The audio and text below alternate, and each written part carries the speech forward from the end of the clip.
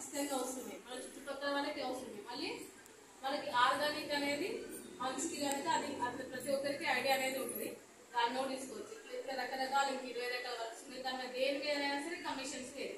Real estate ఉంది, ఈ real estate లో చూసుకొని చెప్తా ఉంటే మీరు ఒక దగ్గరికి వెళ్ళిన దగ్గర ఇంట్లో ఎన్ని అవసరం ఉంటుందో అవన్నీ కూడా మనకి వ్యవసాయంలో ఉంటాయి. అన్ని చెప్తాము, ఏదో ఒకటి తగ్గించుకో. రియల్ ఎస్టేట్ ఫ్లాట్ తాకగలుగుతున్నాం చెప్తే ₹1,00,000 వచ్చినట్టే కదా. ప్రత్యేకంగా దేనికోసం పెట్టవాలి.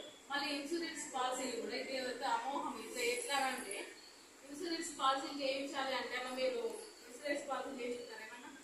ఎవరి దగ్గర చేయించుకున్నారమ్మా?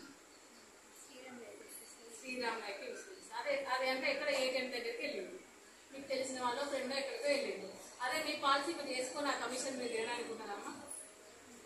ఉండదు కదా, ఉండదు. ఉండాలి అంటే ఏజెంట్ ఉండాలి, అంటే ఏజెంట్ కావాలి. ఏజెంట్ కావాలంటే ట్రైనింగ్ తీసుకోవాలి, ఎగ్జామ్ రాయాలి.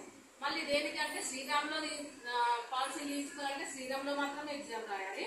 ఎల్ఐసిలో అంటే ఎల్ఐసి మాత్రమే. ఇట్లా ఏ కంపెనీలో మనం ఎగ్జామ్ రాస్తే ఆ కంపెనీలో మాత్రమే మనకి పాలసీలు సేల్ చేసే అవకాశం అనేది ఉంటుంది. కానీ మనము శివసాయిలో ₹600 పే చేసి ఈ ఐడి కార్డు తీసుకున్నాం కదా, ఈ ఐడి కార్డు ఈ కోడ్ మీద 20 రకాల ఇన్సూరెన్స్ పాలసీలు అనేది సేల్ చేస్తే ఇవే కమిషన్ అనేది తీసుకుంటాం.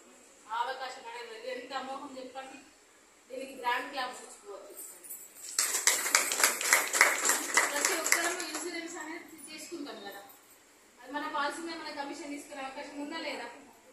ఓన్లీ 600, ఈ 600లలో మనకు 500 సేవింగ్ బాండే వచ్చింది.